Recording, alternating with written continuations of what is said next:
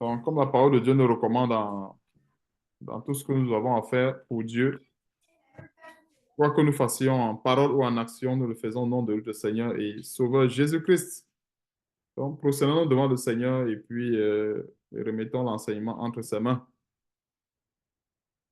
Éternel notre Dieu, nous te bénissons, nous te rendons grâce, Seigneur Dieu, pour cet autre jour qui s'élève encore sur nous, pour ce grand jour où tu as choisi pour nous édifier, pour nous consoler, pour nous enseigner, car tu nous recommandes dans ta parole de nous exhorter chaque jour aussi longtemps que l'on puisse dire aujourd'hui, afin qu'aucun de nous ne s'endurcisse de par la séduction du péché.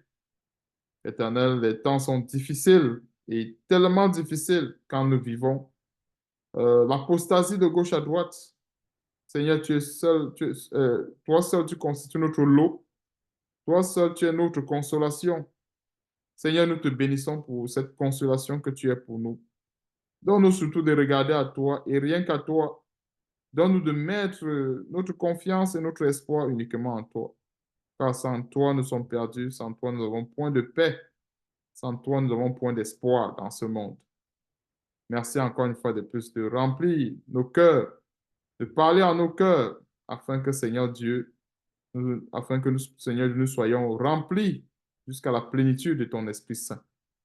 Sois béni, sois glorifié, éternel, pour toutes choses et surtout, c'est dans le nom puissant de notre Seigneur et Sauveur Jésus-Christ que nous t'avons ainsi prié. Amen. Amen, amen. Gloire à Dieu pour toutes choses. Donc, nous allons partager un enseignement aujourd'hui en ce qui concerne le fruit digne de la repentance. Hein, c'est quoi les fruits? Le thème d'aujourd'hui porte sur les fruits dignes de la repentance. Donc, c'est quoi les fruits dignes de la repentance? Nous savons tous que c'est cette parole que Jean-Baptiste a donnée aux scribes et aux pharisiens qui venaient se baptiser. Produisait dans les fruits dignes de la repentance. Donc, il y a lieu de comprendre c'est quoi les fruits dignes de la repentance. Et aujourd'hui, nous sommes dans un monde où tout le monde se dit chrétien, tout le monde dit, en fait, si on pose la question à- si nous sortons là dehors, nous posons la question à toute personne qui va à l'église, on pose tout simplement une question comme ça, es-tu chrétien? C'est sûr que pour la plupart des gens, au moins minimum à 90, voire même 98%, beaucoup de gens vont rapidement dire oui, oui, je suis chrétien. Mais maintenant, donc, c'est quoi ces fruits dignes de la repentance? C'est ce qui nous identifie. Donc, en fait, nous devons notre identité de chrétien à ces fruits-là. Donc, c'est en produisant des fruits dignes de la repentance qu'on s'identifie réellement aux chrétiens. Et c'est pas pour rien que même les chrétiens du premier siècle, c'est à travers leur marche, à travers leur foi, qu'on a pu les appeler chrétiens. Parce que chrétien, ça vient de Christ. C'est parce que les gens, à un moment donné, apprécient les fruits et déduisent qu'en fait, que oui, ces fruits-là ressemblent à celui de Christ. Donc, on donne dans le nom de chrétien. Donc, on va s'appesantir beaucoup plus aujourd'hui. Le thème va porter sur les fruits dignes de la repentance. Dans le texte, c'est dans Matthieu, texte de bas, on va prendre Matthieu chapitre 19. Matthieu chapitre 19.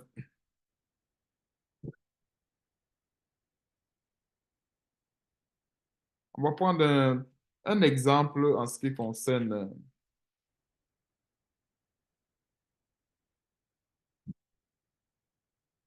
Non, laissons Matthieu chapitre 19. Allons plus dans Matthieu chapitre 18.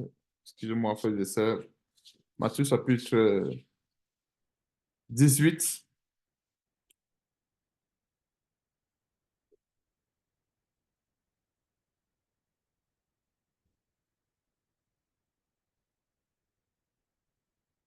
Matthieu chapitre 18. Allons rapidement, pour qu'on aille rapidement dans le vif du sujet. Euh,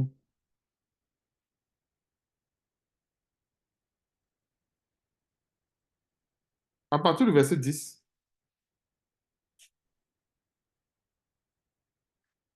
À partir du verset 10, Matthieu chapitre 18. Gardez-vous de mépriser un seul de ces petits, car je vous dis que leurs anges dans les cieux voient continuellement la face de mon Père qui est dans les cieux. Car le Fils de l'homme est venu sauver ce qui était perdu. Que vous ensemble, si un homme a 100 brebis et que l'une d'elles s'égare, ne laisse-t-il pas les 99 autres sur les montagnes pour aller chercher celle qui s'est égarée? Et s'il la trouve, je vous le dis en vérité, elle lui cause plus de joie que les 99 qui ne sont point égarés. De même, ce n'est pas la volonté de votre Père qui est dans les cieux qu'il perde un seul de ses petits. Et ici, nous voyons la volonté de Dieu qui est de rassembler les brebis, qui est de rassembler le troupeau dans la bergerie. Mais comme je disais tantôt, pour rassembler ce troupeau, cela ne se fait pas au hasard. Vous voyez un peu, le Seigneur ne va pas rassembler un troupeau qui n'est pas disposé à le suivre, qui n'est pas disposé à payer le prix pour le suivre. Ouais, un peu ça, c'est la volonté de Dieu en général de rassembler les brebis qui sont non seulement égarées dans le monde, égarées dans les doctrines comme nous connaissons, mais nous allons voir par la suite, pour compléter cette volonté, en fait, les fruits qu'il faut produire pour normalement être, en fait, pour faire partie de ces gens-là que le Seigneur Jésus-Christ veut normalement rassembler. Parce que notons bien que le Seigneur en fait, c'est la volonté de Dieu de sauver le plus grand nombre. Mais seulement, dans cette volonté, nous devons comprendre que le Seigneur ne peut pas sauver ceux qui ne veulent pas être sauvés. Moi, un peu. Le Seigneur veut sauver uniquement ceux qui recherchent le salut, ceux qui veulent normalement être sauvés. Et c'est pour ça qu'en fait, quand on voit les fruits de la repentance, il y a beaucoup des éléments tels que la repentance, le pardon, c'est-à-dire quand quelqu'un a fait quelque chose que ce soit une offense envers Dieu, avec un frère ou avec qui que ce soit. La meilleure des choses, en fait, pour revenir sur la voie de Dieu, parce que beaucoup de gens ignorent ce grand détail, c'est que la parole de Dieu, c'est quasiment toutes ses ficelles. Quand la Bible dit, tu aimeras le Seigneur ton Dieu de tout ton cœur, de toute ta force, et tu aimeras ton prochain comme toi-même. Donc, je ne peux pas me dire que je suis chrétien, mais je suis celui-là que si j'ai peut-être un grief avec mon prochain, je reste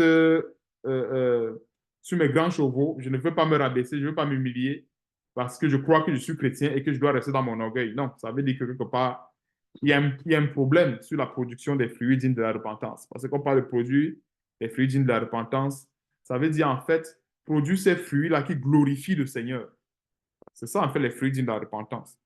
Et quand on va rentrer un peu dans le verset 15, on va rentrer un peu dans un aspect de ce fruit digne de la repentance. Alors, si ton frère a péché, il va et reprends-le entre toi et lui seul. S'il t'écoute, tu as gagné ton frère. Mais s'il ne t'écoute pas, prends avec toi une ou deux personnes afin que toute l'affaire se règle autant pour moi sur la déclaration de deux ou de trois témoins. S'il refuse de les écouter, dis-le à l'Église. S'il refuse aussi d'écouter l'Église, qu'il soit pour toi comme un païen ou un publicain. En fait, ça, c'est ce que nous sommes appelés à faire lorsque nous sommes devant une situation de péché. Et pour Dieu également, les fruits dignes de la repentance, c'est ça. C'est que nous devons faire ce qu'il faut faire devant de pareilles situations.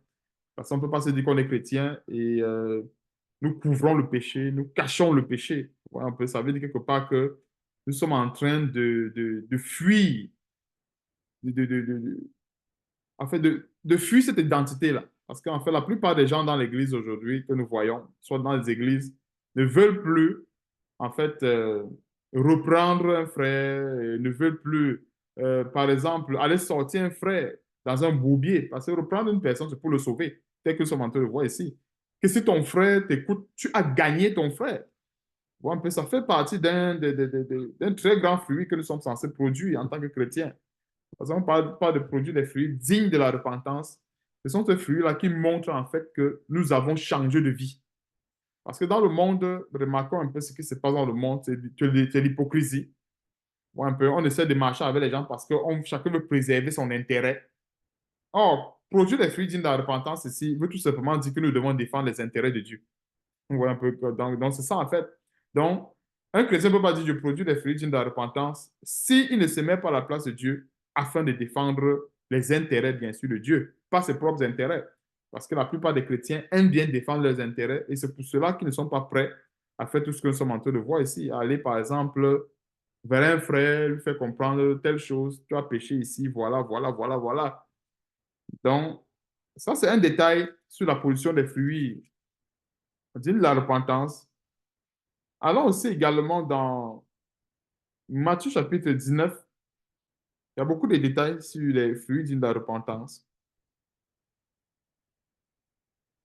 Matthieu chapitre 19, et on peut le comprendre dans plusieurs éléments de nos vies, hein, vraiment dans plusieurs détails. Plusieurs détails. Donc Matthieu chapitre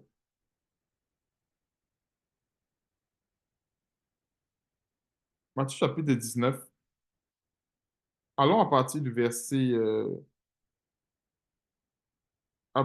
16, on va comprendre ce récit de cet homme riche. Et je crois que pour la plupart d'entre nous, nous avons médité là-dessus. C'est une parabole qui est assez complexe, mais comprenons que le fruit que Dieu attend, par exemple, de tel chrétien n'est pas le même fruit que Dieu attendra de l'autre. Voilà un peu. Donc, on ne peut pas prendre cet exemple pour dire que, voilà, on va le calquer chez tout le monde. Et Dieu seul, quand il appelle chacun de nous, il nous demande à nous tous un sacrifice qui n'est pas forcément pareil. Je vais donner un exemple. L'autre, son sacrifice, ça va être la maison. L'autre, son sacrifice, ça va être la voiture. L'autre, son sacrifice, ça va être son travail. L'autre, son sacrifice, ça va être, et ça va être. Vous voyez un peu. Donc, ça varie. Donc, ce qui a lieu de comprendre ici, ce n'est pas forcément la forme de ce sacrifice, mais c'est de comprendre l'esprit qu'il y a derrière. C'est pour ça qu'en fait, produire les fruits de la repentance, quelque part, c'est de se soumettre à ce que Dieu veut. C'est de se soumettre. Je dis ça pourquoi? Parce que ce que Dieu va me demander, par exemple, comme sacrifice, ça va pas être la même chose que Dieu peut-être va demander à un autre frère, ainsi de suite. Pourquoi? Parce que certainement, on n'a pas eu un même passé, on n'a pas eu un même passif. Et le sacrifice que Dieu nous demande, c'est en parfaite conformité avec le passif de chacun de nous. Parce qu'une personne qui a eu tellement de problèmes dans sa vie avec la fornication, c'est clair que son plus grand sacrifice sera dans le domaine de la fornication. Ce ne serait pas ailleurs. Je vous assure, ce ne serait pas ailleurs. Maintenant, celui qui a eu toujours un problème avec les finances et tout ça, son plus grand sacrifice sera sur le plan financier. Donc, ça ne va nullement pas être ailleurs. Et si on remarque bien les détails, c'est que Dieu voudrait, en quelque sorte, qu'on lui donne ce qu'on a de plus cher. Donc, il y a des gens qui ne vont pas trouver de problème à donner tout ce qu'ils ont. Il y a des gens, même dans ce monde, et je crois que j'en parlais une fois dans un enseignement, que si on leur demande de donner tout ce qu'ils ont comme argent, mais qu'on les laisse dans le péché, dans la fornication, ils vont préférer, je vous assure, ils vont préférer. Il y a beaucoup de personnes qui vont préférer rester dans la vie des péchés et donner le matériel et tout. Tandis qu'il y a d'autres qui vont dire, non, je préfère, par exemple, donner le matériel. Et si vous voyez un peu que le sacrifice, ce n'est pas pareil. Vous voyez un peu. Donc, Dieu sait, en fait, ce qu'il doit demander à chacun de nous. Et c'est un peu ça les leçons qu'on doit retenir de cet exemple de l'homme riche. Donc, alors, à partir du verset 16, le thème d'aujourd'hui, c'est produisons les fruits dignes de la repentance. Et voici un homme s'approcha et dit à Jésus, Maître, que dois-je faire de bon pour avoir la vie éternelle? Donc, notons que ce que cet homme vise, c'est la vie éternelle. C'est la plus grande richesse qui puisse exister. Donc, cet homme n'a pas demandé à avoir un quelconque bien, une quelconque nomination de cette terre. Donc, il a demandé une richesse qui est spirituelle. Donc, voici ce que, au verset 17, il poursuit en disant, c'est quoi, c'est le Seigneur Jésus-Christ? Il lui répondit, pourquoi m'interroges-tu, c'est le Seigneur Jésus-Christ, sur ce qui est bon? Un seul est bon.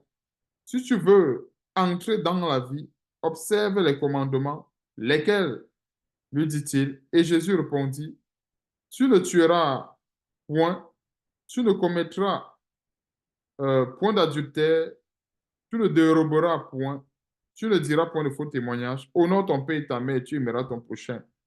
Comme toi-même, le jeune homme lui dit autant pour moi, c'est-à-dire au Seigneur Jésus-Christ, j'ai observé toutes ces choses. Que me manque-t-il encore? Donc, cet homme était bien conscient qu'en ce qui concerne la parole de Dieu, il a fait tous ses efforts possibles pour plaire à Dieu. Mais il n'avait pas toujours la paix, la joie que le Seigneur Jésus-Christ donnait. Parce qu'il est allé voir le Seigneur, c'est parce qu'il n'y avait pas cette paix, cette joie-là. Il sentait qu'il y a quelque chose qui manque. J'ai fait telle chose, j'ai fait ceci, j'ai fait cela, j'ai. Pour dire en quelque sorte que j'ai tout sacrifié. Mais il y a une seule chose que je n'ai pas encore sacrifiée. Est-ce que nous voyons? Et c'est justement ça que le Seigneur va demander. Donc, Jésus lui dit, si tu veux être parfait, et notons le détail, si tu veux être parfait, et c'est ça qui doit nous guider dans nos convictions, la perfection. Et dit ça pourquoi? Parce que quand nous voulons servir le Seigneur, si on ne regarde jamais à la perfection, on ne va jamais... en fait, on va toujours servir le Seigneur à ce que j'appelle... on va toujours être médiocre devant le Seigneur. C'est-à-dire, on va servir le Seigneur avec beaucoup de médiocrité.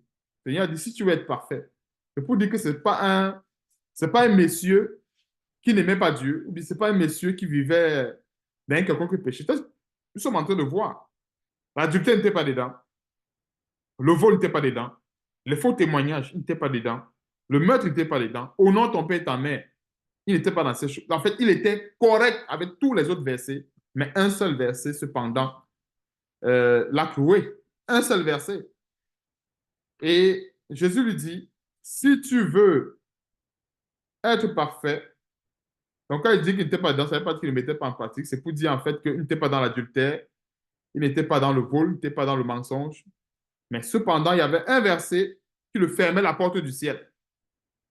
Ouais, un peu. Et ça peut nous arriver. On peut avoir un seul verset qui nous ferme la porte du ciel. C'est pour ça que quand la Bible demande de produire les fruits dignes de la repentance, des fois, on a besoin de connaître c'est où on doit. En fait, c'est dans quel domaine où on doit produire ces fruits-là. On peut avoir produit ces fruits dans le domaine du mariage, on peut avoir produit ces fruits dans le domaine de la société, on peut avoir produit ces fruits dans le domaine du travail et tout, mais certainement, il y a un domaine où on n'a pas encore réellement produit ces fruits dignes de la repentance. Et c'est peut-être là où Dieu nous attend. Ouais, un peu. Donc, des fois, ça peut constituer même un bon blocage aussi également, même pour des dons spirituels. Il peut peut-être manquer de l'abondance sur le plan spirituel parce qu'il y a un domaine où on n'a pas encore véritablement renouvelé son intelligence, où on ne donne pas vraiment ce sacrifice à Dieu comme il faut. Donc voilà ce qu'il faut retenir de ce passage. Jésus lui dit, si tu veux être parfait, vends ce que tu possèdes, donne aux pauvres et tu auras un trésor dans le ciel, puis viens et suis-moi. Nous voyons que c'était assez difficile et tous les autres sacrifices étaient faits, mais sauf ce qu'il possédait. Et ce qu'il possédait ici, ça représente en quelque sorte quoi? Son Isaac. Sa possession ici, c'était son Isaac. Et notons bien que Dieu a mis Abraham à l'épreuve en lui demandant son Isaac. Et Isaac représentait la plus grande richesse qu'Abraham avait. Parce que notons que toute la bénédiction que Dieu avait donnée à Abraham tournait autour d'Isaac. Bien, toute la bénédiction. Ta postérité sera comme les étoiles de la mer, enfin les étoiles du ciel autant pour moi, le sable au bord de la mer, et ainsi de suite. En fait, toutes les bénédictions tournaient autour d'Isaac. Toutes les bénédictions. Donc, c'est pour dire que quand le Seigneur lui demandait Isaac, le Seigneur lui demandait en fait tout ce qu'il possédait. C'était toute sa vie. Voyons. Et pourtant, Abraham avait Sarah, il y avait Lot, il y avait Ismaël. Pourquoi est-ce qu'Abraham n'a pas demandé Ismaël? Il est parti demander Dieu autant pour moi. Pourquoi Dieu, c'est Dieu qui demande le sacrifice? Pourquoi Dieu n'a pas demandé Ismaël? Et pourtant, Abraham avait bien Ismaël avant. Pourquoi est-ce que Dieu n'a pas demandé, par exemple, Sarah? Mais il allait demander Isaac. Donc, c'est un très grand symbole dans la production des fruits dignes de la repentance. Donc, que vraiment Dieu nous aide dans ce domaine parce que il peut y avoir des domaines nos vies où ça nous échappe. Un peu que ce monsieur, la porte du ciel lui était fermé parce qu'il y avait un domaine où il n'avait pas renouvelé son intelligence, où il a refusé, nous voyons délibérément, de produire du fruit, dit de la repentance. Ça veut dire quelque part, ça n'allait pas encore dans le cœur, il y avait encore la cupidité. Euh, Après avoir entendu ces paroles, le jeune homme s'en alla tout triste, car il avait de grands biens. Et beaucoup de gens peuvent penser que c'est facile, mais ce n'est pas facile. Produire ce genre de fruits, ce n'est pas facile, je vous assure. Je dis ça pourquoi? Parce que moi, je me rappelle même quand j'étais encore dans le monde et tout, il y avait des collègues qui n'avaient pas de problème à partager un verre de tapioca, un verre de riz blanc. Mais quand ils avaient du bon shawarma, c'était plus facile de partager. Ça, je peux vous l'assurer. Donc, un verre de tapioca, ça se partage rapidement avec du sucre. Un verre de riz blanc sans poisson et tout, ça se partage facilement. Mais un bon plat du restaurant, bien, avec beaucoup de viande là et tout, là, ça se partage plus facilement. Donc, tu vois, la plupart, ils partaient se cacher dehors pour manger de très bons plats, boire bien leur bière et y rentrer. Oh, la même personne, quand c'est le tapioca, non, on partage. Ils sortent le tapioca, ils trempent dans un bon. Ça remplit un vase, tout le monde mange. Et nous voyons qu'en fait, cet esprit-là, en fait, c'est dans la chair de l'homme. C'est-à-dire partager les choses qui ne coûtent rien. C'est-à-dire donner à. Et beaucoup de gens, c'est ça. Ils aiment bien donner ce qui ne coûte rien. Et comme je vous disais tantôt, il y a des gens qui sont prêts à donner, je voulais dire, à donner même, ils peuvent donner même leur argent, donner tout ce qu'ils ont, mais pour vivre dans le péché. Pourquoi? Parce que pour lui, le péché, là, c'est la chose qu'il aime le plus. Il aime la fornication, mais il dit non, mieux. Je me souviens même quand j'étais au Cameroun, il y a des gens qui disaient que non, autant mieux, il n'a rien, mais il reste dans sa fornication. Il reste dans l'adultère. C'est-à-dire, tu comprends que sa vie de péché, là, c'est son plus grand trésor. À ce moment, qu'est-ce que Dieu va demander? Dieu va demander qu'il sorte de l'adultère comme un grand sacrifice. Et Dieu voit ces choses. Et c'est ce que nous voyons en général dans les églises. Et la plupart des faux pasteurs ne dénoncent pas ces péchés. Pourquoi? Parce que on va voir en général des fidèles qui investissent énormément d'argent. Et l'expérience a montré que la plupart de ces fidèles qui investissent énormément d'argent, qui contribuent à la construction de ces églises, la plupart de ces fidèles vivent terriblement dans le péché. Remarquons bien, il dit la plupart, minimum dans les 95 à 98%. Ce sont des gens qui n'ont pas une vie claire. Ce sont des hommes d'affaires qui sont dans des cercles bizarres. Mais quand ils viennent à l'église, il y a un don, mais c'est eux qui sortent la plus grosse somme pour donner. Pourquoi est-ce qu'ils ne laissent pas leur vie de péché, leur vie de sorcellerie, mais ils préfèrent garder cette vie de sorcellerie, prendre l'argent de la sorcellerie pour venir donner au faux pasteur? C'est nous voyons un peu. Et quand il va avoir, j'avais assisté une fois à des croisades à l'époque, il va avoir très souvent des levées de fonds. Tel va dire oui, je donne 10 millions. Tel va dire oui, je donne 20 millions. Et quand on va voir ça, on va dire waouh, il se sacrifie pour le vivre. Non, ça ne représente rien par rapport à ce qu'il fait derrière. Derrière ces 10 millions, il a eu à profiter peut-être des centaines de millions dans des fausses affaires, en coupant le bras des gens, en coupant les têtes des gens pour avoir cela et venir donner 10, 20 millions dans une église où ben, la plupart des gens ne peuvent même pas donner 10 000 francs CFA.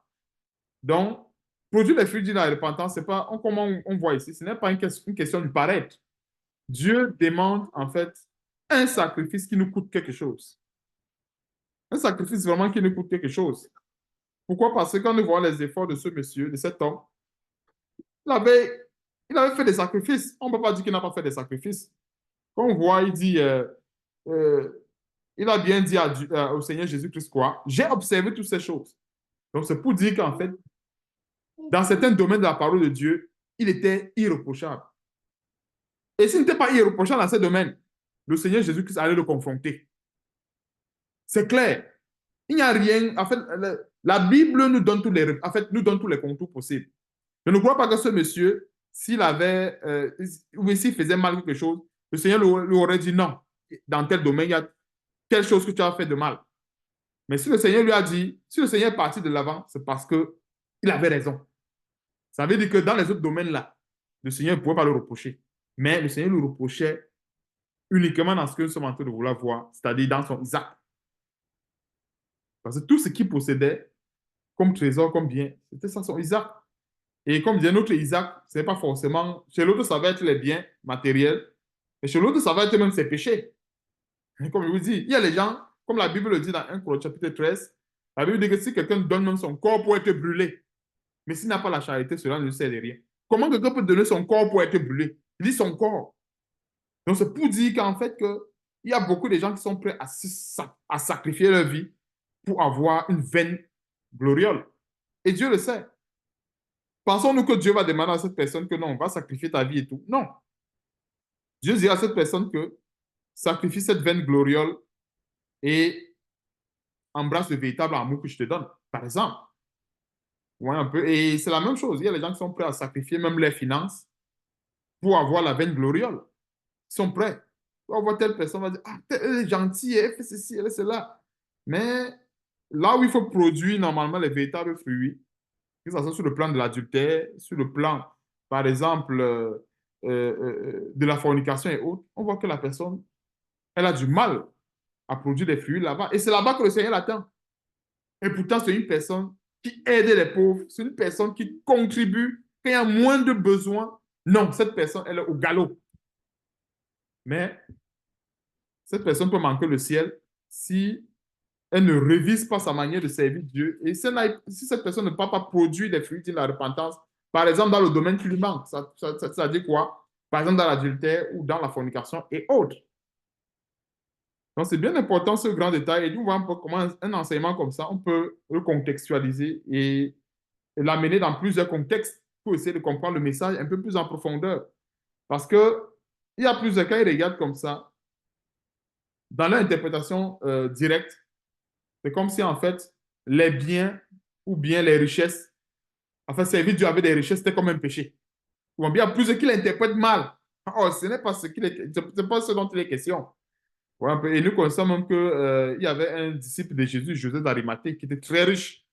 Ouais, un peu. Et quand nous voyons la plupart des sacrifices que les disciples ont fait, ils n'ont pas fait toujours, n'ont pas donné le même sacrifice au Seigneur. Et comme je disais tantôt, en principe, Dieu demande à chacun de nous son Isaac, en d'autres termes. Et comme je disais tantôt, une autre personne, son Isaac, ça va être ses finances. Mais l'autre personne, son Isaac, ça va être sa vie de péché. Il y a d'autres que pour rien, ils sont prêts à tout pour rester dans le péché. Ils sont prêts à tout, à tout, à tout, à tout, à tout. Toi, lui dis, c'est pas toi de telle personne, c'est pas une vie machin. Non, il va te dire, je ne peux pas. Maintenant, si tu lui dis, voilà, apporte telle somme d'argent, je vais prier pour toi, et puis tout va aller comme il faut. La personne va aller chercher des millions. C'est pour ça que les gens allaient chez les marabouts. Remarquons bien à l'époque, pourquoi est-ce que les gens partaient chez les marabouts? Parce que la plupart des gens qui partaient chez les marabouts, c'est parce qu'ils voulaient continuer à vivre, que ce soit les femmes comme les hommes. C'est-à-dire que ce soit une femme ou un homme qui va féticher un mari, et le mari aussi qui va féticher soit une femme, peu importe. Qu'elle part chez le marabout, je dis par exemple le cas de la femme, c'est parce qu'elle n'a pas l'intention de laisser ce monsieur qui a beaucoup d'argent, qu'elle peut soutirer comme elle veut. Elle n'a pas cette intention. Donc, elle préfère sacrifier ce que le monsieur lui donne. Moi, peut-être, exemple, le monsieur lui a donné peut-être 100 millions. Elle est prête à prendre ces 100 millions là de chez le marabout. Pour dire non, arrange-moi cette relation, je ne veux pas la perdre. Donc, elle est prête à mettre tous ces 100 millions qu'elle a pour garder cette relation d'adultère et de fornication, au lieu, par exemple, de tout simplement se séparer ou bien mettre fin à cette relation et avoir la paix avec Dieu. Mais si elle trouve un marabout qui demande 100 millions et un vrai prédicateur de la parole de Dieu qui dit, c'est pas toi du mari d'autrui, elle va préférer donner 100 millions. Et c'est ce qui se passe aujourd'hui. La plupart des gens vont préférer donner 100 millions de francs versus l'évangile qui coûte combien? 0 francs. Et c'est pour cela que la plupart des gens affluent dans ces églises. C'est parce qu'ils préfèrent payer. Et j'ai très souvent vu des commentaires, la plupart des gens qui défendent la théorie de la dîme et des dîmes et consorts. Vous allez voir, ce n'est pas très souvent ces pasteurs, ce sont ces fidèles-là qui donnent. Mais parce que quelque part, quand ils donnent, c'est une façon pour eux de laver leur conscience morte de péché. Parce que quand ils donnent comme ça, ils essayent de... le pasteur essaie de tuer leur conscience en leur faisant comprendre que non, Dieu est avec toi, Dieu va te pardonner, et ainsi de suite. Et ils continuent de donner, ils restent dans leur péché. Ouais, un peu. Donc, on va voir telle personne qui a eu à investir beaucoup d'argent. Aux yeux des fidèles, on va dire, c'est une bonne personne. Tu essaies de parler même mal de cette personne, mais tout le monde va te lancer des pierres. Mais tu parles mal de qui comme ça? Telle personne était malade, c'est elle qui a payé toute la facture à l'hôpital. Elle qui a payé toute la facture. Même le pasteur, telle personne, c'est elle qui a conçu toute l'église. Voyons. Et pourtant, elle a conçu l'église avec l'argent du péché. Nous voyons. Donc, c'est bien important qu'on comprenne ce détail. Je dis ça pourquoi? Parce que il y a peut-être certaines personnes qui ont lu cette histoire de l'homme riche en pensant que non, euh, l'élément à sacrifier à tout prix, c'est seulement l'argent, seulement les finances. Non. L'élément à sacrifier à tout prix, c'est que, en fait, c'est là où il y a le cœur de l'homme. Donc, si le cœur de l'homme est dans ses finances, OK, ça va être l'élément à sacrifier. Si le cœur de l'homme est dans ses péchés, ça veut dire que c'est encore cet élément qu'il faut sacrifier à Dieu. Parce que le Seigneur Jésus-Christ disait ceci, là où il y a le cœur de l'homme, c'est là où il y a son trésor. Donc, nous devons faire l'effort de préserver notre cœur et que le cœur soit toujours au ciel. Et c'est en cela que nous sommes en train de produire les fruits. Parce qu'on parle de produire des fruits dignes de la repentance. C'est qu'à un moment donné, on doit pouvoir discerner cela, on doit pouvoir le voir. Parce qu'aujourd'hui, nous vivons dans un monde où je suis chrétien, mais les fruits dignes de la repentance, on ne voit pas, cependant. Et là, il y a un problème. Donc, verset 22, après avoir entendu ces paroles, le jeune homme s'en alla tout triste, car il avait de grands biens. Jésus dit à ses disciples, je vous le dis en vérité, un riche entrera difficilement dans le royaume des cieux. Je vous le dis encore qu'il est plus facile à un chameau de passer par le trou d'une aiguille qu'à un riche d'entrer dans le royaume de Dieu. Oui, c'est pour cela que même dans la richesse, c'est pas si une prière de David ou de qui. Il demande à Dieu de ne pas lui donner assez. Il demande aussi également à Dieu de ne pas le laisser dans la disette. Donc, Dieu nous donne ce qui est nécessaire pour nous, pour faire l'œuvre de Dieu, pour nous nourrir et prendre soin de son œuvre. Donc, voilà comment est-ce que, à ce niveau, nous voyons un peu, à ce niveau, nous pouvons produire des fruits dignes, dignes de la repentance.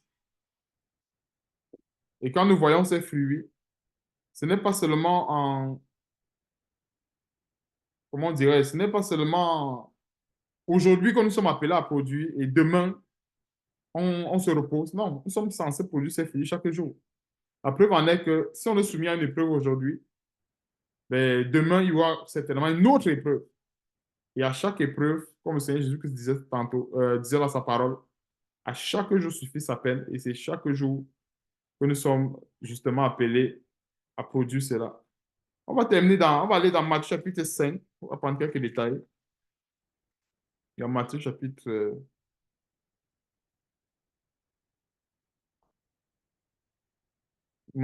5,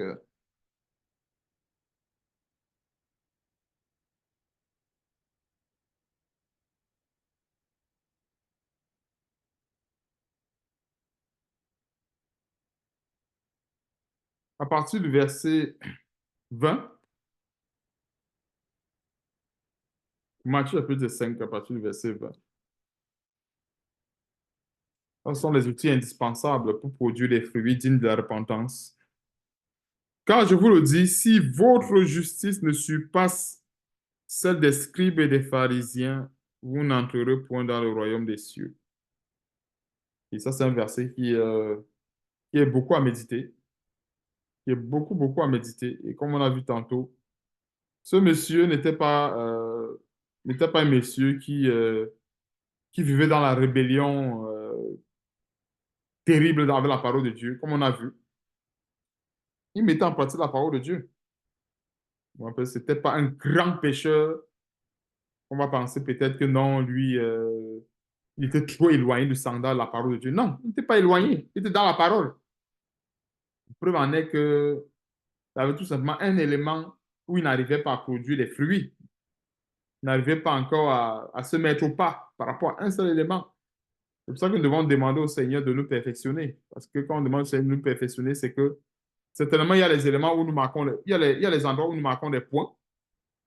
Mais comme le Seigneur Jésus-Christ a dit, si tu veux être parfait, pour le Seigneur, c'est la perfection qui compte. Un autre chrétien aurait dit, mais le monsieur, il est déjà bon sur le plan adultère, il est déjà bon sur le plan fornication et tout. Ça veut dire qu'il n'a plus rien. Normalement, il mérite la vie éternelle. Si c'était peut-être nous les hommes, on aurait dit non, pour toi, ça va.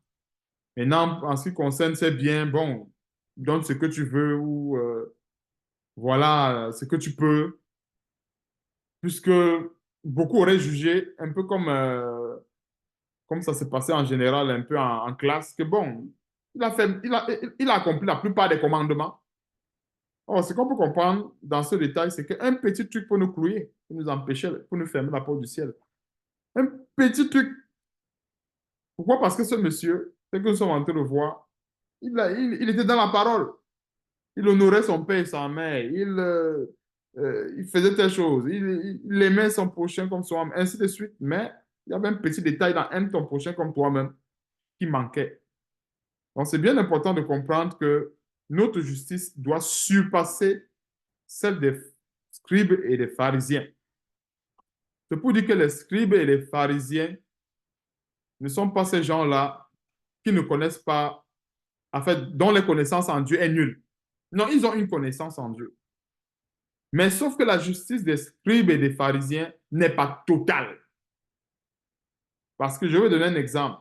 Admettons, Dieu donne sa justice à 100% qu'il faut mettre en pratique. Les scribes et pharisiens vont choisir peut-être de mettre en pratique 50%. D'autres scribes et pharisiens vont choisir de mettre en pratique 90% en fonction de leur centre d'intérêt. Parce qu'en fait, qu'est-ce qui fait que le Seigneur nous demande d'avoir une justice qui surpasse celle des scribes et des pharisiens? C'est parce que les scribes et les pharisiens utilisent la parole de Dieu pour leurs propres intérêts. Si nous comprenons un peu ce qui se cache derrière ce verset.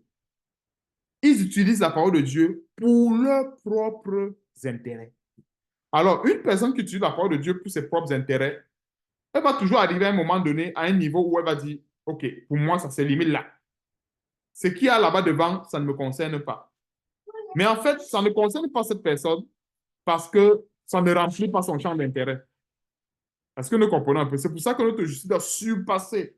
Alors, pour que notre justice surpasse celle des scribes et des pharisiens, il faut bien qu'on arrive à un moment donné où on se soumet, pas partiellement, mais où on se soumet totalement à la volonté de Dieu. Donc, pour produire ce genre de fruits de la repentance, il faut se soumettre totalement à la volonté de Dieu.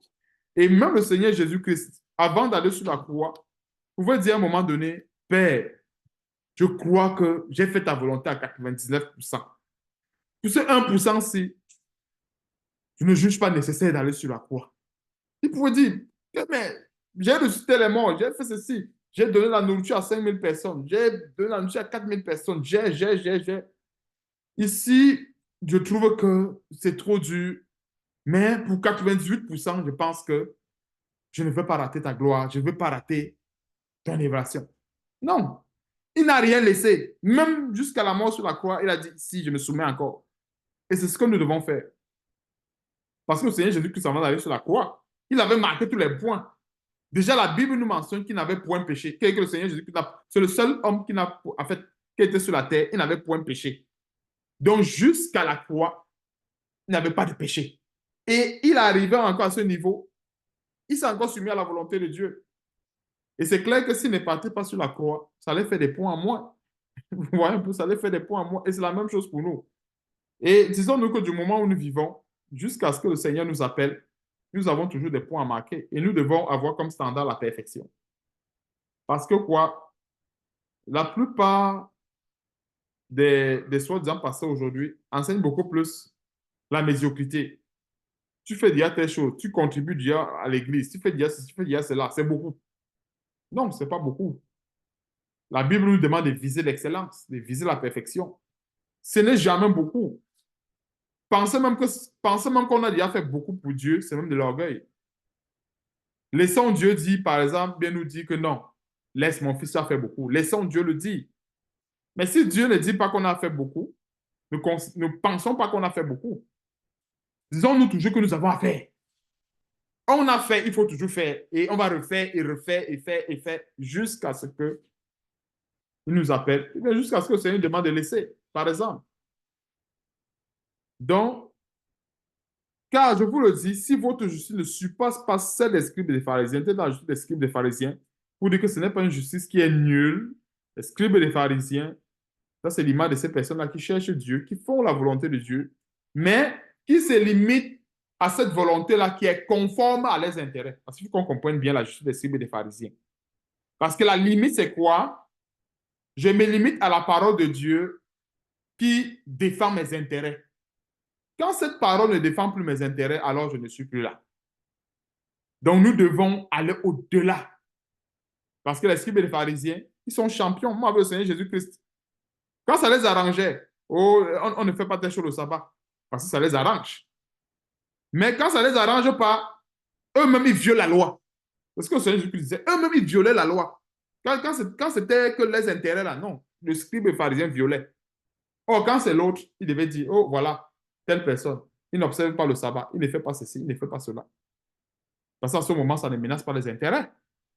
Mais si son intérêt est menacé, non, il utilise la parole de Dieu pour dire, le sabbat a dit ceci. Il utilise la parole de Dieu pour dire, et il y a même beaucoup de chrétiens qui font ça aujourd'hui. Quand c'est dans leurs intérêts, ils vont utiliser les versets pour défendre leurs intérêts. Et Dieu voit cela, que le chrétien à ce moment a utilisé la parole de Dieu pour défendre ses intérêts et non pour défendre son intérêt en lui. Nous ne devons pas utiliser la parole de Dieu pour défendre nos intérêts. Nous devons utiliser la parole de Dieu pour défendre uniquement les intérêts de Dieu. Nous devons faire beaucoup attention. Quelqu'un peut être dans une situation où il est uniquement en train de défendre ses intérêts, mais ça peut s'apparenter à une situation où, par exemple, on va dire, ah, c'est un bon chrétien, c'est tellement, il défend les intérêts de Dieu. Non, c'est parce que ça l'arrange. Ça l'arrange. C'est-à-dire, quand il arrive dans une situation où il faut faire l'aumône, quand il sait que cette aumône va retourner dans sa poche, il va faire beaucoup de monde. Parce qu'il sait que de toutes les façons, il va venir par derrière récupérer. Hein? Je prends peut-être l'exemple, en général, la plupart des gens dans le monde, ils aiment bien contribuer quand ils savent que quelque part, ils vont récupérer. Vous tous savez cela. C'est-à-dire que quelqu'un qui va quelque part, il sait que, bon, ici, c'est chez mon frère. Donc, il arrive là-bas, même s'il donne 100 000, même s'il donne tout ce qu'il a, il sait qu'il a les moyens d'aller récupérer ce qu'il a donné. Vous voyez un peu. Mais maintenant, donc, il est dans une situation où il n'a pas les moyens de récupérer ce qu'il a donné. À ce moment, ce n'est plus la même charité. Vous voyez un peu. Et c'est pour ça que la Bible dit que nous devons surpasser, voir un peu la justice des scribes et des pharisiens. Et c'est ça, en fait.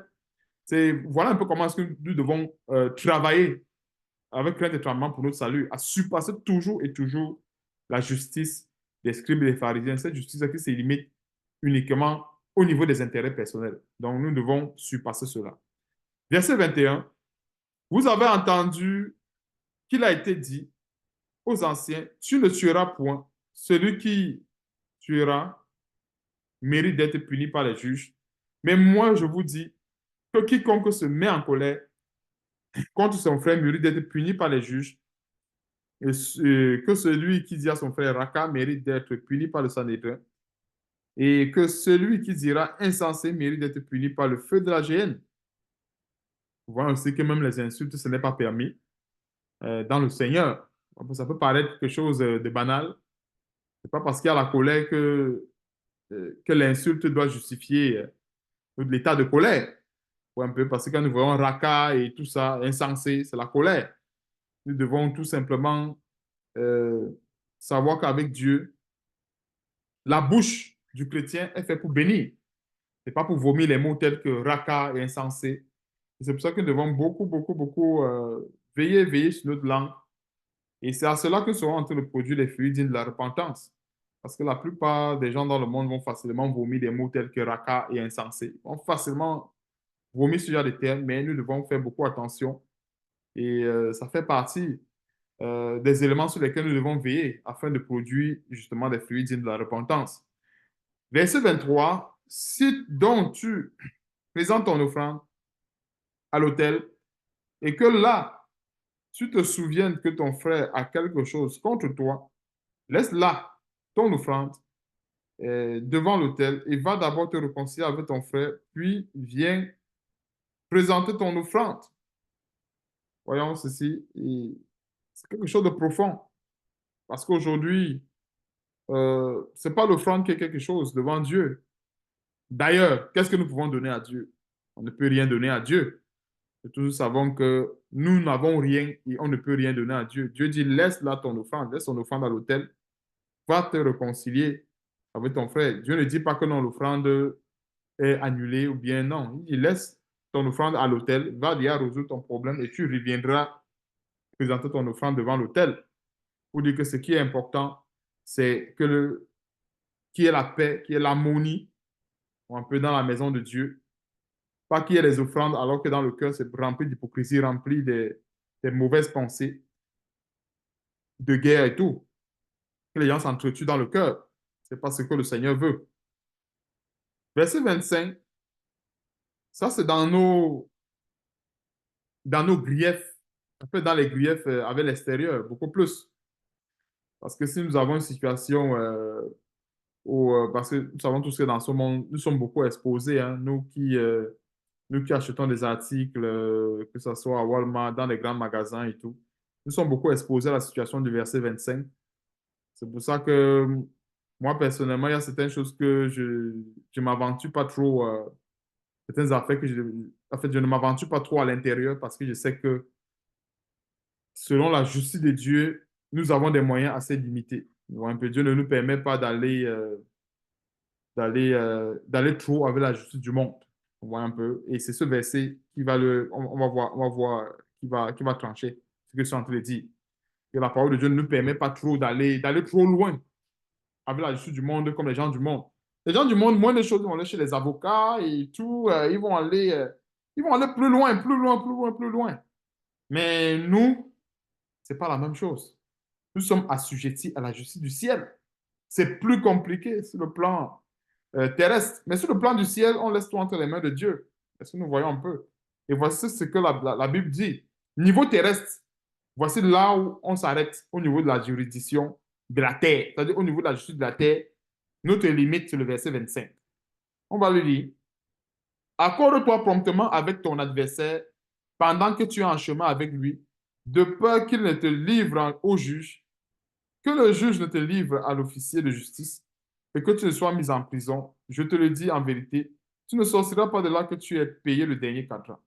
Donc le Seigneur nous encourage ici à trouver des solutions pacifiques avec des personnes avec qui on peut avoir des griefs.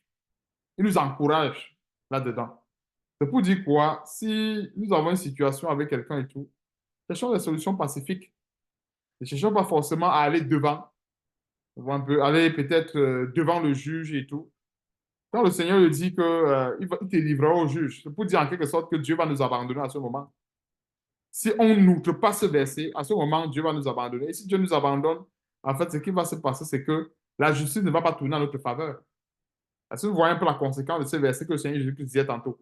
Que en s'accordant proprement avec son adversaire, ça peut être sur l'achat d'un téléphone, l'achat d'une chaussure, peu importe, et que ça ne marche pas, on appelle le marchand, on essaye, on résout le problème. Voilà, j'ai acheté l'article, voilà, la garantie me dit ceci, et comment est-ce qu'on peut s'entendre pour que l'appareil soit réparé et tout, voilà, voilà, voilà, voilà.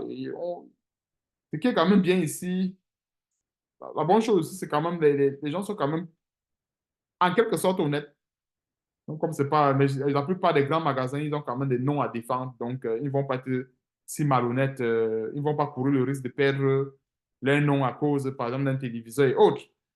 Donc, c'est même encore la grâce que nous avons ici. Mais si on était dans des situations où la justice est plus compliquée, où le marchand dit non, je ne te rembourse pas et debout-toi, à un moment donné, en fait, on va tout simplement dire OK, vas-y, pas avec. C'est-à-dire que c'est l'autre verset qui dit si quelqu'un veut prendre ton manteau, laisse ta tunique. À ce moment, on va seulement. Est-ce que nous voyons un peu comment la résolution du problème passe à une autre étape. L'autre étape, c'est laisser le manteau. Puis à ce moment, il est malhonnête, il veut prendre le truc. On le laisse avec, tout simplement. Parce que quand ça se complique comme ça, il y a deux choix. Du coup, je parlais de ça hier avec Frère Laurent. Ça dit qu'il y a deux choix. C'est qu'en fait, nous avons le choix de la parole de Dieu qui dit, si quelqu'un veut prendre ton manteau, laisse ta tunique.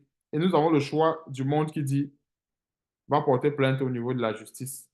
Ou bien va prendre un avocat qui va te défendre. Ce sont les deux. Il n'y a pas un troisième. Ce sont les deux choix. Soit tu le laisses avec, parce qu'il y a des gens, normalement, quand tu es dans une situation et que, quand nous sommes dans une situation et que nous voyons que la personne veut forcément qu'on aille porter plainte devant les juridictions, à un moment donné, on sait que non, il est en train de vouloir nous piéger. OK, on te laisse. Puis on peut s'entendre. Ton appareil, l'appareil que tu as acheté, tu dis que la garantie, c'est 90 jours. Alors, l'appareil s'est gâté avant 90 jours. Normalement, on est censé s'entendre pour la raison.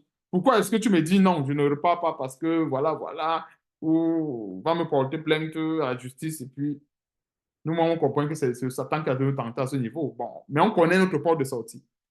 Donc voilà un peu comment est-ce que la parole de Dieu peut nous aider dans de pareilles situations pour qu'on puisse produire efficacement des produits, des fruits, autant pour moi, dignes de la repentance. Et c'est en cela que nous glorifions Dieu, dans la production de ces fruits. C'est en cela que nous glorifions Dieu. Donc, c'est ça le verset 25 et 26. Ça, c'est pour la résolution des griefs. N'importe quel grief que nous avons. Voilà un peu, voilà la solution. Verset 25 et 26. Quand ça se complique, on laisse finalement la tunique. Donc, en fait, c'est le dernier niveau pour nous. C'est-à-dire, au lieu d'aller devant le juge ou devant le magistrat, non, on laisse en quelque sorte l'affaire entre les mains de qui? Entre les mains de Dieu. Vous voyez un peu.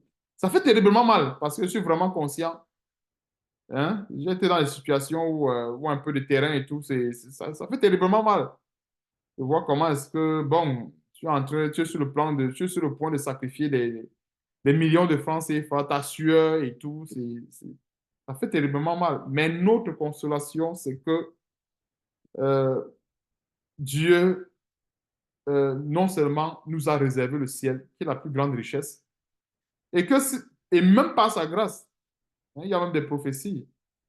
Si je ne me trompe pas, je crois, je ne sais pas si c'est de Joël, qui dit que le Seigneur peut remplacer les années que le gazam, le asile et le gélec a dévoré.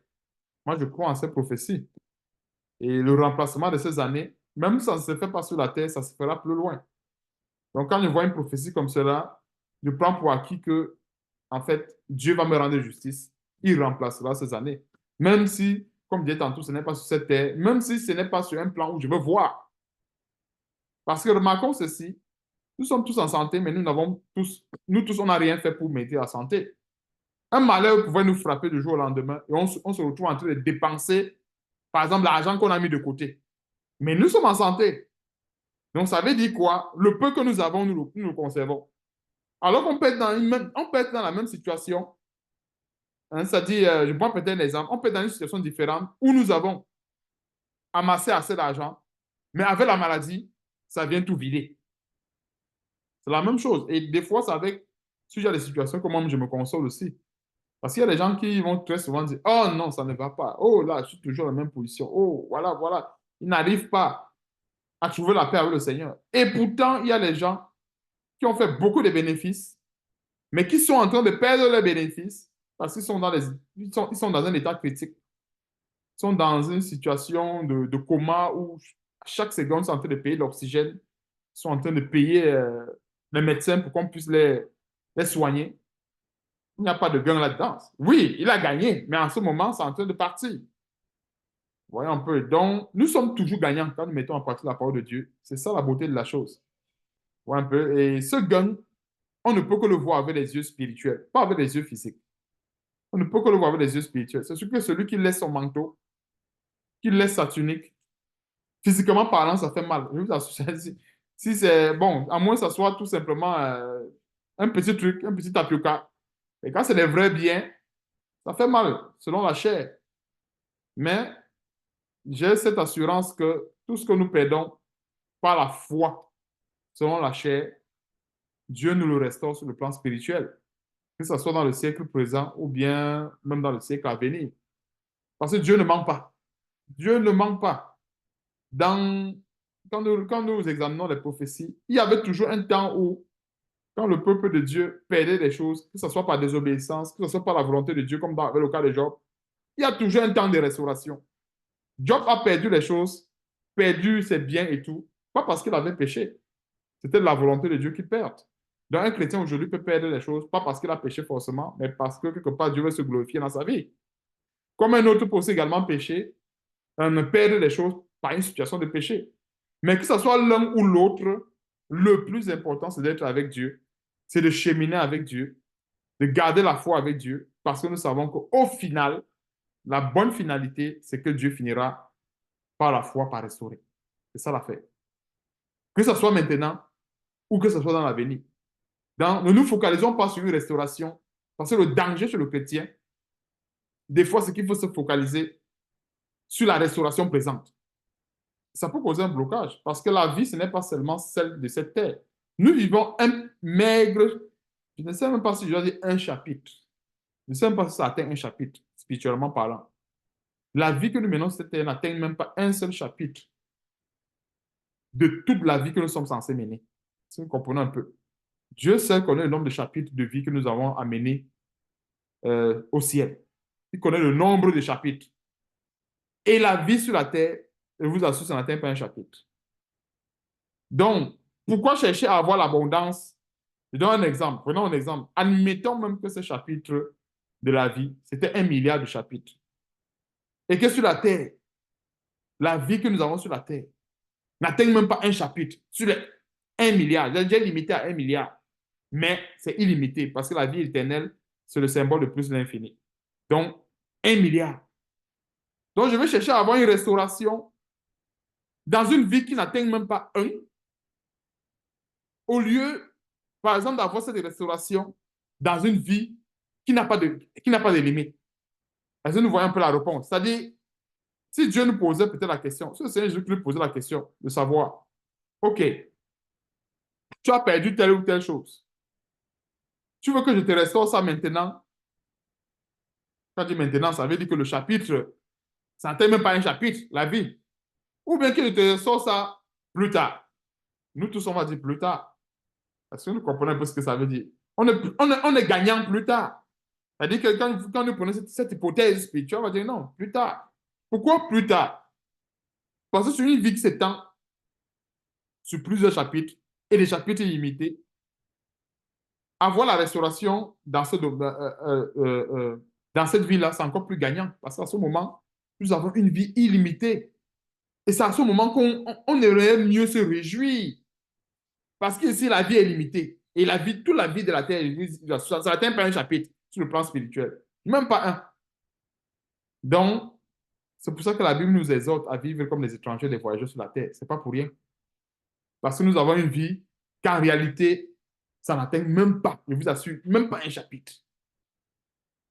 Donc, c'est pour ça que quand nous sommes, pendant que nous sommes sur la terre, nous sommes plus appelés à semer pour le ciel, à produire des fruits chaque jour pour le ciel. Parce qu'en fait, ce que nous sommes en train de faire, nous sommes en train de faire quoi? De préparer notre vraie retraite. C'est que nous savons tous que sur la terre ici, il y a la retraite sur le plan physique.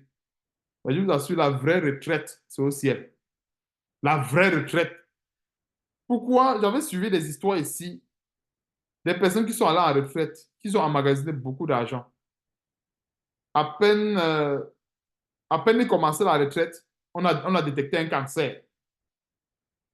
Si vous voyez un peu de l'injustice sur la terre. On a détecté un cancer.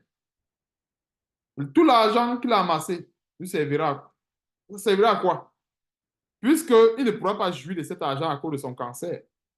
Et avec le cancer, c'est un nombre d'années à vivre, 2 ans, 3 ans, 2 mois, 3 mois. Sa retraite, on voit tout ce que ça. La retraite s'est écoutée en un rien de temps. Tout ce qu'il a eu à travailler n'aura servi à rien. Tandis que la retraite du ciel, la beauté avec la retraite du ciel, c'est que Dieu va nous donner assez de temps pour jouir de nos biens. Est-ce que nous voyons un peu la différence entre la retraite du ciel et la retraite de la terre, qui n'est même pas comparable. Ici, sur la terre, des fois, il y a des gens qui vont en retraite, surtout nous ici qui prenons la retraite à des âges astronomiques de 65 ans et, tout, et plus. Il y a plusieurs qui vont à la retraite, le dos est déjà courbé, les courbatures partout. Il y a même, des fois, même, le corps, même pour jouir de cette retraite, est même déjà fini. Si vous voyez un peu. D'autres vont à la retraite, fini, fini, fini. Oh, la beauté de la chose, c'est que notre retraite du ciel, par la grâce de Dieu, telle est ma prière, c'est qu'on y aille tous. On sera joyeux de vivre des milliards d'années, des milliers et des milliards d'années infinies. Je veux le dire ainsi pour être vraiment précis. Des milliards d'années infinies dans le bonheur. Donc, c'est ça en fait, notre consolation. Ceci doit être notre consolation devant toutes les situations, devant tous les problèmes de la vie. Comme je disais tantôt, nous sommes dans un monde qui est injuste. Et dans un monde injuste, qu'est-ce que nous devons faire? Nous devons nous efforcer à produire les fruits dignes de la repentance. Et ces fruits-là, en fait, c'est en mettant en pratique la parole de Dieu. Il faut bien qu'on sache que nous sommes mis à part pour Dieu. Il faut bien que par nos actes, qu'on puisse discerner que non, telle personne, c'est tellement, il a reçu l'amour de Dieu dans son cœur, il a reçu la paix de Dieu dans son cœur, et voilà pourquoi il se comporte ainsi. Donc, continuons. On va terminer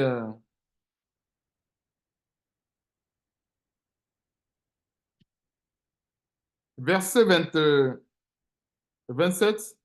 Vous avez appris qu'il a été dit, tu ne commettras point d'adultère, mais moi je vous dis que quiconque regarde une femme pour la convoiter a déjà commis un adultère avec elle dans son cœur. Si ton œil droit est pour toi une occasion de chute, arrache-le et jette-le loin de toi, car il est avantageux pour toi qu'un seul de tes membres périsse et que tout ton corps entier ne soit pas jeté dans la géhenne.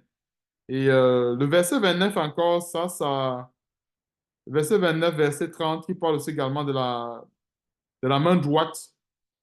L'œil droit, main droite, en fait, ça, c'est la discipline. Ce sont des paroles qui nous exhortent à aller, euh, en quelque sorte, à l'extrême avec le péché. Parce qu'on parle de couper l'œil droit, couper la main droite, c'est aller quasiment à l'extrême. Être vraiment. L'apôtre Paul disait dans 1 Corinthiens chapitre 9, verset 27, que je traite durement mon corps. C'est en fait ce verset qui s'applique ici. Arracher son œil droit, arracher sa main droite, c'est traiter durement son corps, en d'autres termes. Donc ça nous exhorte à aller, à pousser plus loin. Et quand nous traitons durement le corps ainsi, c'est vrai, nous sommes en train de produire ces fruits. Ouais, un peu, et c'est justement à travers ces fruits, comme le Seigneur Jésus disait tantôt, un bon arbre se reconnaît par ses fruits. Donc, c'est en produisant ces fruits, normalement, qu'on s'identifie au véritable arbre ou bien au véritable cep qu'est Jésus-Christ. Donc, on va aller un peu plus loin, verset 38. Vous avez appris qu'il a été dit œil pour œil, dent pour dent, mais moi, je vous dis de ne pas résister aux méchants. Si quelqu'un te frappe sur la joue droite, présente-lui aussi l'autre. C'est ce qu'il disait entre autres avec la justice. Vous vous souvenez quand il parlait tantôt de la justice. Verset 40. Si quelqu'un veut plaider contre toi et prendre ta tunique, laisse-lui encore ton manteau. Hein, c'est ce que je disais tantôt. Pour nous, parce que nous voyons que pour continuer avec la justice, comme je disais tantôt, nous avons le verset 25 et 26. Nous devons commencer par là. C'est-à-dire, on essaie de trouver un arrangement à l'amiable. Maintenant, donc, si ça ne marche pas et que la personne veut forcément prendre la tunique, plaider contre nous, prendre le manteau et tout, la Bible dit quoi? Euh, laisse-lui encore ton manteau. La Bible continue au verset 41. Si quelqu'un te force à faire 1 000, fais-en deux avec lui. Donc, c'est bien important, ces grands détails. Donc, c'est ici qu'on va terminer. Il y a beaucoup d'autres versets euh, qui traitent le sujet par rapport par rapport aux chrétiens, par rapport à la production des fruits dignes de la repentance. Et on remarque bien avec le récit de Jean-Baptiste, c'est parce que une personne qui vient pour se baptiser euh, doit déjà avoir un cœur qui est prédisposé. Nous voyons un peu. Et quand on parle du cœur qui est prédisposé, ça ne veut pas dire qu'après le baptême, c'est dans l'eau. Non, c'est pas ce que ça veut dire. Et ces fruits nous sont censés le produire chaque jour. Il ne s'agit pas d'aujourd'hui. Il ne s'agit pas pour le chrétien de produire les fruits aujourd'hui et demain vivre comme le monde. Après, produire les fruits. Après, non, ce n'est pas ça. Nous devons produire continuellement ces fruits-là.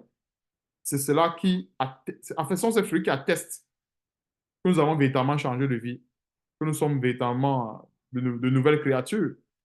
Parce que dire que nous sommes de nouvelles créatures, c'est bien facile à dire, mais s'il n'y a pas des éléments palpables qui le prouvent, nous tous savons que cela ne sert à rien, parce que cela fait partie de notre identité de chrétien, la production des fruits dignes de la repentance. Et nous avons tout le temps besoin de s'examiner là-dessus.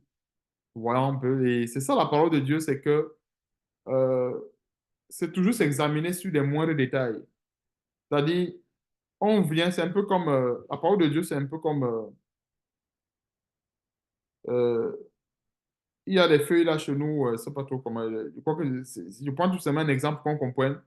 Il y a des feuilles là chez nous qu'on appelle un ndolé, c'est-à-dire que les femmes qui lavent le ndolé, là, vous voyez un peu que la première fois qu'elles lavent le ndolé est toujours amer, il faut encore reprendre ce même ndolé, le frotter avec de l'eau, le laver, laver, laver jusqu'à ce qu'il soit propre.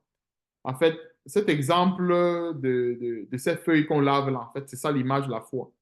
Donc, c'est pour dire que ce n'est pas quelque chose qu'aujourd'hui, on se purifie, on se nettoie, et demain, on n'a plus besoin de le faire. Non. C'est vraiment quelque chose de continuel. Et c'est pour ça que la Bible, si on remarque bien dans la parole de Dieu, la plupart des serviteurs de Dieu, comme l'apôtre Paul, exhortaient toujours les Corinthiens à aller de progrès en progrès, de se purifier davantage, de veiller sur ces choses. Pourquoi? Parce que c'est facile d'oublier. Hmm? C'est facile d'oublier. C'est comme tout un grand champ qu'on nous a donné. Si on se concentre seulement sur un coin du champ, on va oublier les autres coins. Et les autres coins, là, c'est là où peut-être la rapine va pousser, c'est là où les ronces vont pousser, etc. Mais c'est là où même les serpents vont aller se cacher. Alors que quand nous remuons le champ, on doit se rassurer qu'on remue tous les côtés. C'est ça la parole de Dieu. Nous devons nous rassurer. C'est-à-dire, je commence par remuer le côté A, B, C, D. Dès que j'ai fini à D, je recommence à A. Je ne dis pas que non, j'ai fini de remuer tous les quatre coins, je peux me reposer. Non, comme je disais tantôt, le repos, ça va être au ciel. Donc, j'ai fini de remuer A, B, C, D. Je remonte à A. Ainsi de suite. C'est la parole de Dieu. Jusqu'à ce que le Seigneur nous fasse grâce d'arriver au ciel en étant parfait, parce que le plus important, c'est d'arriver au ciel étant parfait. Et comme je disais tantôt, ce genre d'éléments, ce genre d'enseignement, ça peut être un blocage également. Parce que nous voyons que la plupart des gens ils demandaient mal, parce qu'ils demandent dans le but de satisfaire leurs passions, leurs désirs, parce qu'ils ne demandaient pas dans le but de satisfaire la volonté de Dieu, dans le but de s'approcher de Dieu. Donc il y a beaucoup de détails dans ces éléments et notons que si nous faisons notre part, Dieu fera aussi également sa part. Donc je ne peux pas dire que je m'approche de Dieu, mais je m'approche de lui, je ne fais pas des efforts et lui va tout faire à ma place. Non. Nous, en nous approchant de Dieu, nous devons nous rassurer que nous faisons tout le maximum pour qu'il puisse nous exaucer. Hein, c'est ça aussi également produit des fruits dignes de la repentance. Parce que quand nous voyons l'exemple de cet homme qui avait appliqué beaucoup de choses, mais sur l'autre côté, en ce qui concerne par exemple la charité et autres, bon, il était défaillant. Et ça dit que la parole de Dieu, il n'y a rien à négliger. Il n'y a rien à négliger. Et comme je disais tantôt, ça peut aussi également être peut-être de notre côté, on maîtrise, peut-être nous, on a ces côtés, parce qui sont remplis, peut-être sur le côté de l'amour du prochain ou la patience ou ceci, peut-être la manque encore. Et c'est peut-être là où Dieu nous appelle à aller travailler afin d'être parfait. Et notons que la perfection aujourd'hui, c'est un peu comme, je dois expliquer comment, en fait, c'est rotationnel, ce n'est jamais fixe. Je vais vous expliquer pourquoi c'est dit que c'est rotationnel.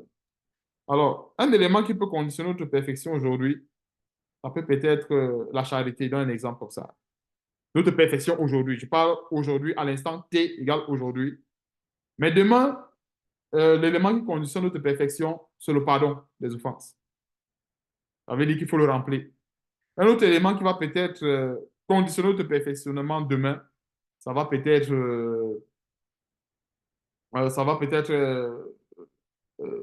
un péché, par exemple, de fornication, d'adultère ou une tentation, par exemple, au vol, peu importe. Mais c'est tout simplement pour dire que quand nous évoluons dans la foi, des fois, on n'a pas toujours les mêmes challenges chaque jour.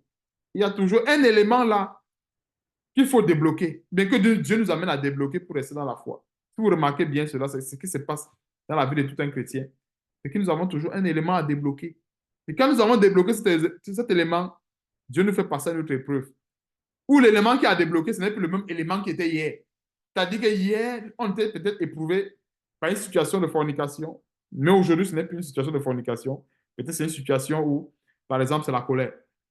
Vous voyez un peu. Et à ce moment, il faut s'armer de patience, de persévérance et tout pour ne pas pécher contre Dieu et ainsi de suite. Et si on a péché, voilà, on sait que il faut s'excuser, demander pardon, implorer le pardon de Dieu, ainsi de suite. Mais demain, ça va être encore une autre situation, ainsi de suite, ainsi de suite. Et à chaque fois que nous remplissons ces éléments qui manquent, nous sommes en fait par faire la volonté de Dieu. Voyons un peu. Et remarquons qu'à chaque fois qu'on ne remplit pas cela, l'épreuve revient. Ça revient, ça revient, ça revient. Et c'est pour ça que des fois, quand Dieu va attirer notre attention, même par les songes, sur une situation, si vous avez déjà remarqué très attentivement, Dieu répète. Il va donner un songe une fois.